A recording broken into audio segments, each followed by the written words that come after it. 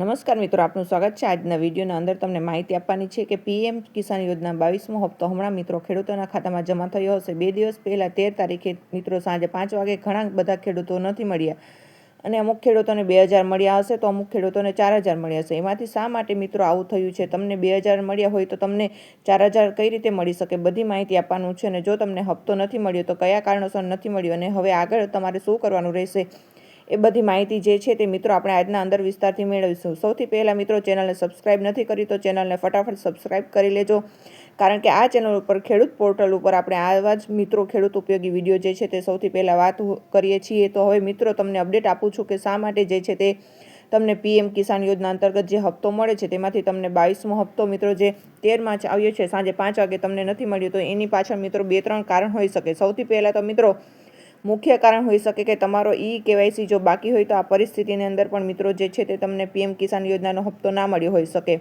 અને બીજો મિત્રો 2-3 જેવા કારણો છે, તેમાંથી તમને અમુક કારણો જણાવશું. તો સૌથી પહેલાં તો મિત્રો જે છે તે તમે ખોટી રીતે લાભ લેતા હોય હપ્તો પણ તમને હપ્તો નહીં મળ્યો હોય, કારણ કે એવા ખેડૂતો પણ સરકારે હટાવી દીધા છે. બીજા પણ મિત્રો 2 કારણો, એના ઉપર આપણે વિસ્તાર જે છે તે આવનારા વિડીયોની અંદર વાત કરીશું. પરંતુ મિત્રો મુખ્યત્વે ઘણા ખેડૂતો 2000ની જગ્યાએ 4000નો પણ હપ્તો આવ્યો છે.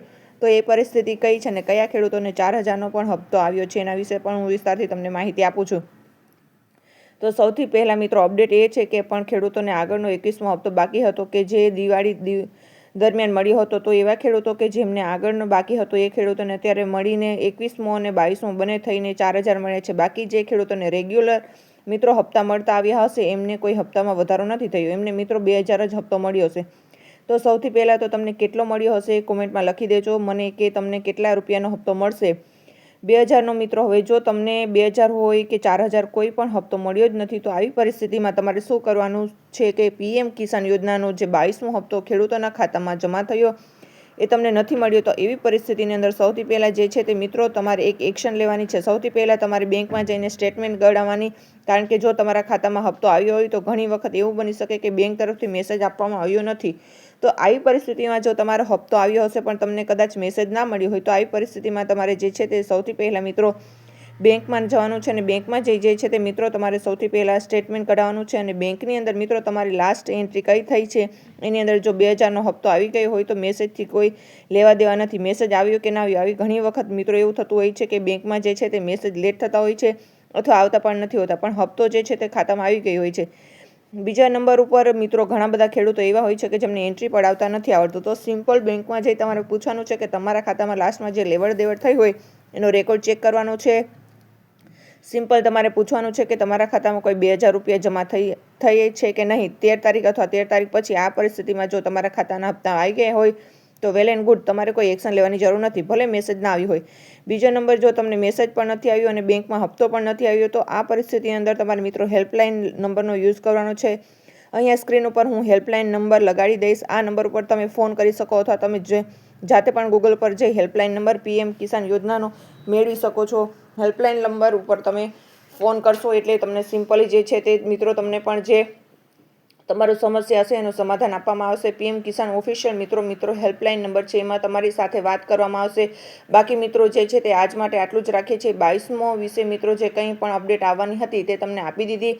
જે મિત્રો હપ્તા આવી ગયા હશે તો હવે મિત્રો સિમ્પલ તમારે આવનાર વિડીયો કયા જોવાના છે કોમેન્ટમાં લખજો. ખેડૂત કેવી રીતે 2000 સિવાય બીજી યોજનાનો લાભ લઈને 1 લાખ કરતાં 50,000ની સહાય મેળવી શકે એના વિશે આપણે આવનાર વિડીયો આવવાનો છે. એની માટે ચેનલ સાથે સબસ્ક્રાઇબ કરીને જોડાયેલા રહેજો. આજ મિત્રો આટલું જ રાખીએ છીએ. વિડીયો અહીંયા સુધી જોઈ તો લાઇક, શેર અને સબસ્ક્રાઇબ કરી દેજો.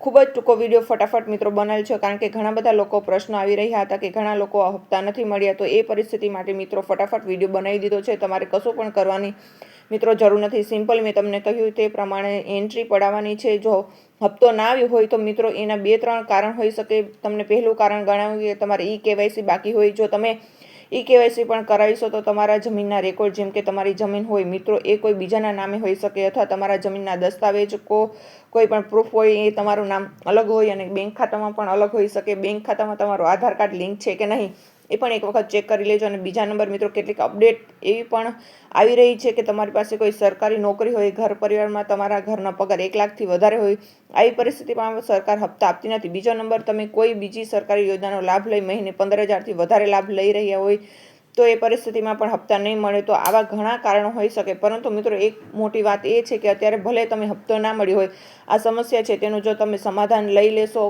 જે કંઈ પણ મિત્રો કારણ તમને હપ્તો નથી મળ્યો એ કારણ તમે સુધારી લેશો, તો મિત્રો આવનાર જે હપ્તો આવશે 23 મે એ બધા હપ્તા તમારા ભરી એકસાથે પણ આવી શકે છે. કેવી રીતે એ બધી ભૂલો તમે સુધારી શકો, એ કઈ કઈ ભૂલ છે જાણી શકો, એ માટે ચેનલ સાથે જોડાયેલા રહેજો. સબસ્ક્રાઇબ કરી આપણે આ ચેનલ ઉપર સ્ટેપ બાય સ્ટેપ હવે આગળ વિડીયો મૂકવામાં આવશે, એના માધ્યમથી તમને જાણ થઈ શકે કે કેવી રીતના એ બધી વસ્તુઓ જે મિત્રો તમે સુધારી શકો છો. આજ માટે આટલું જ રાખીએ છીએ, વળી પાછા મળીશું.